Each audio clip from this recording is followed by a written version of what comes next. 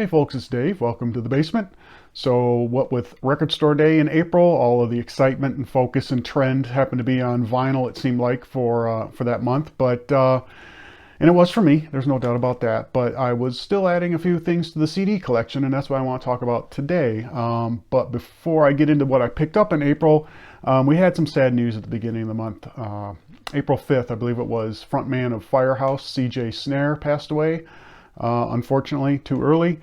And so I went to the shelves, pulled off their debut album, self-titled debut album, decided to give that another visit. It's been a while since I'd listened to it all the way through. I mean, you hear their hits on Sirius XM and that all the time, but I thought I would spin this one and just revisit it again. And yeah, this is a pretty good album, multi-platinum album, I believe it was. And for those who don't know, Firehouse is a hair metal, glam metal band from North Carolina. And so this came out in 1990 on Epic Records. Really, really good kind of late stage kind of hair metal, as we're kind of talking 1990. Some of the songs on here, I'm sure you know, All She Wrote, which is the second track on the album. To me, has a great groove, catchy chorus. Really love the bottom end on this track. It's my favorite of the singles, although it only reached, I think, like number 58 or so. It just cracked the top 60, which was kind of odd, but it was my favorite. Don't Treat Me Bad was a top 25 single. That's a nice mid-tempo rocker. Great guitar melodies, vocal harmonies. Love of a Lifetime was their smash power ballad hit. That reached number 25, or no, not number 25, number 5, I think. And I'm not a huge fan of that song in particular, but I definitely get the appeal. I mean, it was all the rage, those power ballads, right? And then one of the songs on here, I don't think it was a single. No, I don't think it was a single, but it's Lover's Lane. I really like this one. This it's a great mover. It's got a slick, slow solo, catchy chorus.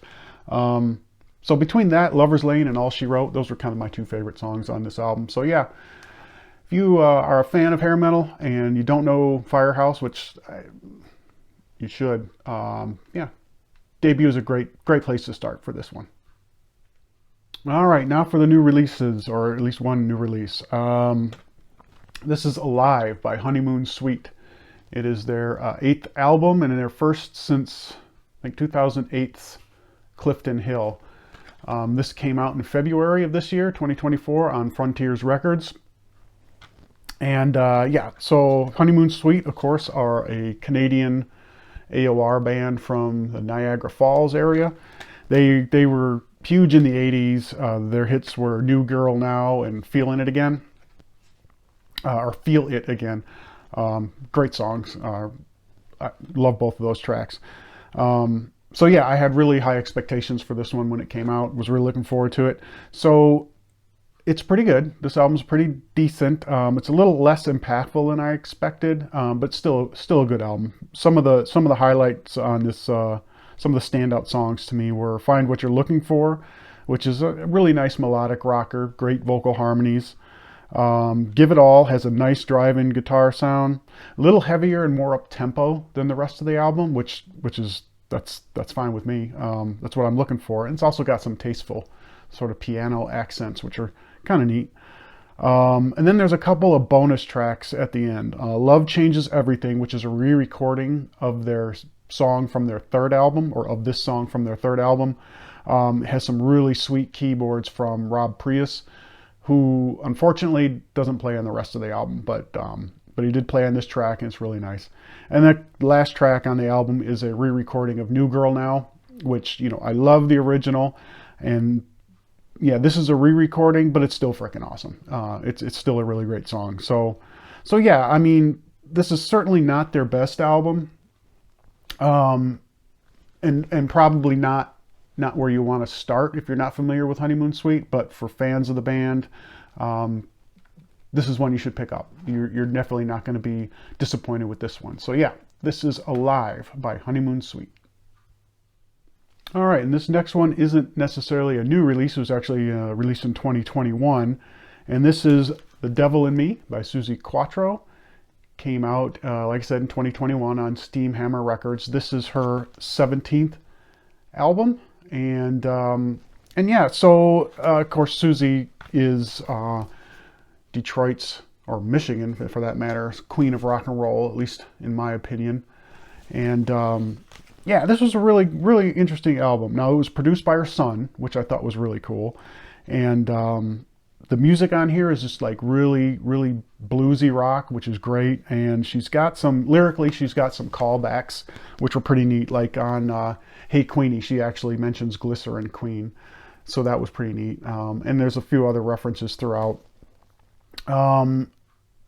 This is a really strong album. Like I said, strong blues rock album. I enjoyed this the whole way through. Some of the standouts, though, were Betty Who, which is kind of cool because it features vocals from Sherry Curry, The Runaways, which is pretty awesome. My Heart and Soul, I love that song. This one is just like got this super smooth soul sound, heavy on the bass, which is just sweet. I Sold My Soul Today is a bit of a scorcher, nice up-tempo rocker. It's got nice touches of organ to it too. And then of course there's Motor City Riders, which is, you know, calling out Detroit, just a great bar rock anthem. So yeah, I guess this isn't her most recent album. I think in 2023, last year, she released a duets album with KT Tunstall, which I haven't heard anything off of that yet, so no opinion. I've got some preconceived notions, but I don't know about that. I'm not sure if I'm going to check it out or not. But as far as this goes, this is really enjoyable. So if you like, you know, just bluesy hard rock, if you're into Susie's music, this is definitely one worth adding to the collection. So yeah, this is The Devil in Me by Suzi Quatro. And this next one is the most recent release I picked up in April, and this is Defiance by Praying Mantis, and this came out on April 19th on Frontiers Records. This is the band's 13th studio album, and so yeah, Praying Mantis is a new wave of British heavy metal band formed in London. They released their, weird thing is it was weird. They released their debut album in 1981 and then just kind of disappeared for the rest of the decade. They went on hiatus. And then, of course, over the years, they've come back, and now this is their 13th album. So I think on this album, their sound has much more in common with melodic rock and hair metal, maybe, than new wave of British heavy metal. But or maybe because of that, I think it's excellent. I really enjoyed this. A couple of tracks might want to check out, at least stood out for me. Defiance. That one reminds me of Rainbow's Street of Dreams. But the keyboard tone on this track just gives it a real melancholy, almost gothic sort of sound, which I thought was really cool. And speaking of Rainbow, they do a cover of I Surrender, which Rainbow released in 1981, I believe, which itself was a cover of a Head East song. Originally, I Surrender was a Head East song, so that was kind of neat.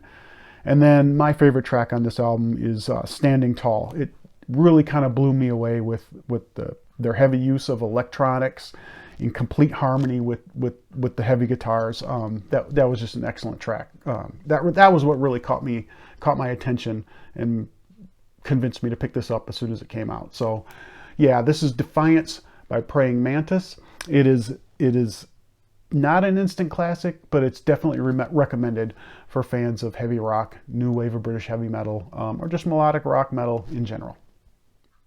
All right, stepping back a few years, this is the debut album from Shadow Show called Silhouettes. Came out in 2020 on Burger Records. And Shadow Show is a Detroit-based all-girl trio. Their sound is rooted in sort of 60s garage rock and pop. They originally they were formed out of the demise of a band called Deadly Vipers, which was actually four ladies, had a similar sort of sound, but they did what bands typically do and split apart. But three of the four went on to form Shadow Show, and good thing they did. This was a really, really fun album. So like I said, it's really heavy on the Beatles influences as far as, you know, the kind of the vocal harmonies go, particularly on the vocal harmonies. There's a lot, you can hear a lot of Beatles influence. And at the same time, they also have, there's a lot of times where they sound like bands sort of like Lush, if you're familiar with Lush at all. So to me, that's just a great combination. I really enjoyed this. The first two tracks are the standouts to me, Charades and Contessa. But this is really good from end to end, start to finish. I really enjoyed this one, and they just recently released, a few months ago anyway, not totally released, much more recent than 2020.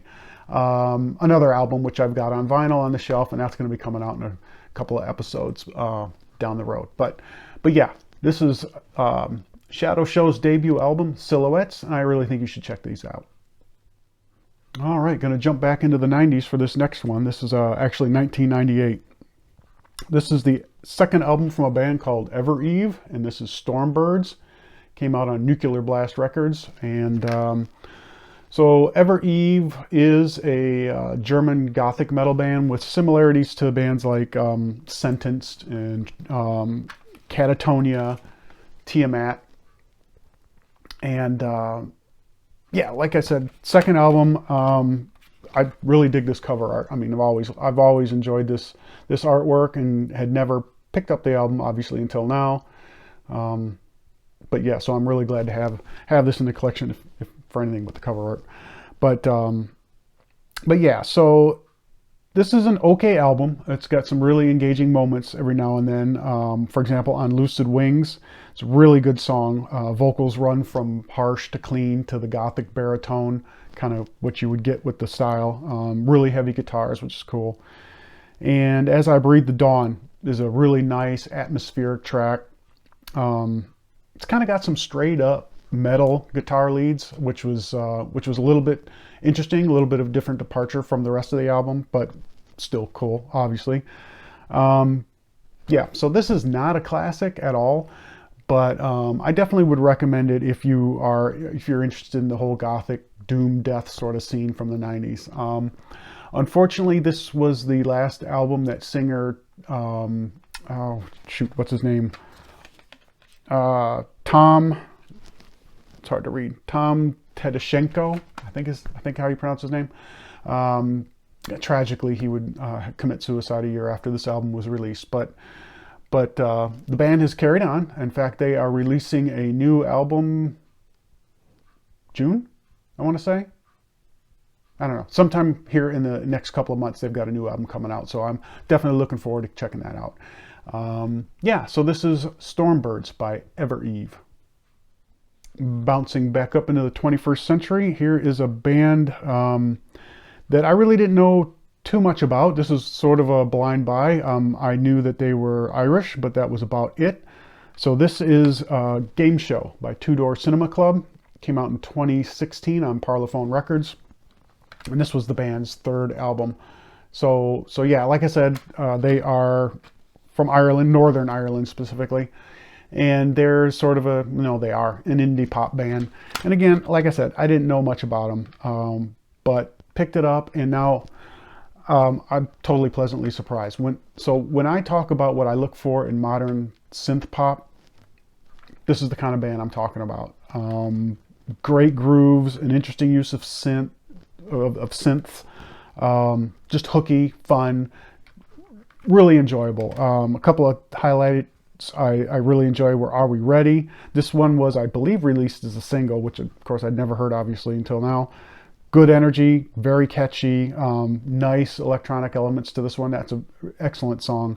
But my favorite track on the album is Bad Decisions. It's just really fun, modern synth pop. So this is definitely a band I'm going to be digging more, digging into their catalog a lot more. And if you're into modern synth pop, I think, and you don't know these guys, I think you should check them out too. So yeah, Two Door Cinema Club. And finally, we're back into the 90s for a little bit. This is the second album from Demolition Dollar Odds called TLA. Came out in 1999, I believe it was, on Matador Records. Yep, 1999. And so, yeah, this is their second album. And for those unaware, Demolition Dollar Odds were a sleazy trash punk, glam punk band out of Detroit. And they were fronted by Margaret Gomo, I think her name is, or better known as Margaret Dowrod. And they were really known mostly for their just outrageous live shows where they wore practically nothing on stage. Musically, dirty guitars, snotty vocals, sort of primal beats. You know, it's just trash punk. So all the songs on here, they're really short. They all hover around 2 minutes, so it's a really quick album. The standout for me from all the rest was Fooling Around, where Margaret's sort of channeling Iggy Pop. It's got a really great, simple, bluesy rock sound. That was I think the most fun song on the album. But all of it, if you're into trash punk, yeah, I think this is something you would enjoy. But it's probably not for everybody. So yeah, this is TLA by Demolition Dowrods. All right, so those were the CDs I added to the collection in April. Hope you saw something that might be interesting for you. If you know these albums or are familiar with them, love them, hate them, whatever, let me know in the comments. I'd like to talk to you about them.